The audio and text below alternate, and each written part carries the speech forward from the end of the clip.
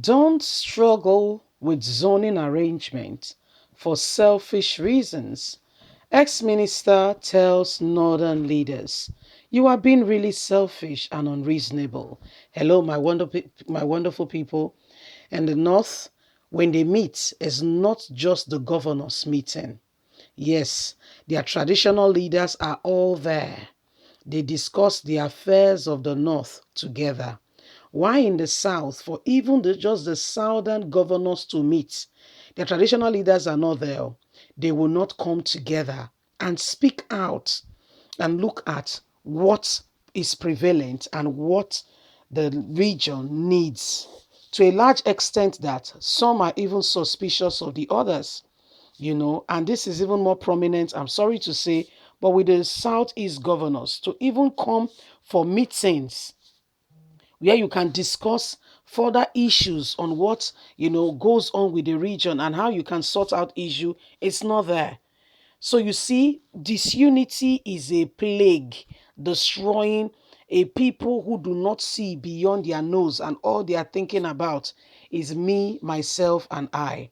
Anyway, ministers have come up together to tell the South, to tell the northern elders or leaders, don't allow your selfishness, because they are so particular about what will happen to the north that they do not think about others. They are scared. I mean, they've said it outright that if they allow a southerner to become Nigerian's president, then Nigeria will break up. Please don't forget to give us a thumbs up, subscribe if this is your first time. Thank you. Osita, former Minister of Aviation, has warned northern politicians, leaders, not to scatter the arrangement of zoning, which has profited them just because of their personal interests. Yes, it has profited them. Buhari is there all because the zoning arrangement is working. He said this on Channels Television yesterday, stressing that the North should align with the zoning arrangement by shifting power to the southern region. The former minister spoke about the controversial, heated view of the 2023 presidential election. Osita added that it won't be fair for the North to take out of the arrangement because it wants to have power and do not want to leave it for others to govern as well. The Southeast has been depleted and has constantly been oppressed. Why are we so selfish? According to him, the zoning arrangement in the People Democratic Party made sure that the past political leaders like Chief Olusegun Obasanjo handed over to Umaru Musa Yar'Adua. And on occasion of his death, he went back to the south. Ebele Goodluck Jonathan, who was the vice president at the time, and as his tenure come to an end with Buhari winning the election, nobody opposed. Buhari came on board. Osita's words said in 2019, because the PDP agreed that it was the North's turn to do the 8 years, then they allowed the former Vice President Atiku to contest in that election.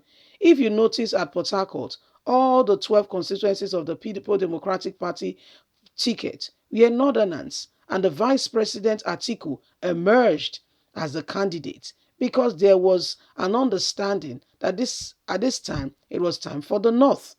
He buttressed that the Northern leaders should not struggle and strangle the zoning arrangement for personal reasons, so as not to create an odd system just because they want to hold on to power. It is wrong for us to be selfish. In 2023, the country is now again confronted, and yet the North do not want Nigeria to separate, but wants to hold everybody to ransom. It is not done. If you continue in this way, you will use your own hands to bring about the inevitable. So, my wonderful people, a former minister has picked on the northern leaders. Honestly, truth be told, you can see selfishness smelling all around the corridor of the north. It's very shameful, but it's true. I mean, yesterday we saw one of their northern elders saying, oh, they are very skeptical of allowing a southeasterner to become the president. Hence, they are discouraging it at the party level that a southeast person should not emerge as their flag bearer because they feel very strongly that Nnamdi Kanu will influence the president that is from the southeast and a referendum will be held. I say, wow, so Nnamdi Kanu is that strong. I didn't know, honestly, I didn't know he was that strong. I didn't know he carries such weight that even the federal government is seriously scared of him. Because you know why? This man has got influence. You may not agree with it, you may not like it, but it's the truth. Well, they said if a Southeasterner become the president, Nnamdi Kanu will prevail on the person, and before you know it, Nigeria will break up. And they are so scared and worried of Nigeria breaking up because it will adversely affect the North more than any other region. So they want Nigeria to stay together because the North will be at the receiving end and will be the one to be will be the one to suffer it most. They don't want that to happen in any way, form, or kind. And so the way to go about it is to ensure that the Southeasterner do not get into a particular position of prominence. If you look at this governance, really, truly speaking, what position is a Southeasterner in this country? I mean, let's look at it clearly. Is it the number one citizen of the country or the number two? Is it the number three or the number four? I beg your pardon, none is there. Not a single one is there. Not a single one is there. And instead of the Southeast to come together in the spirit called the spirit of brotherhood and stand up together as one and do not allow, disunity to break into their ranks so that when they speak, if you ask, if for instance you speak to A, is what B has told you, is exactly what A will say as if B was there. If you speak to A, is what B has told you as if A was there when B was telling you. It's called the power of unity. You know, if we can stand together and do not allow those people to infiltrate our ranks, we'll be surprised how very far we can go. But when we allow disunity, when we allow things to keep us apart, these are some of the things that happens. And so the North is being warned. Be careful. Be very careful. Because the steps you are taking now is not a good one. And you will not profit very much from it. So you are afraid of breaking up of the country, yet you are not ready to have an inclusive government. Shame. Shame.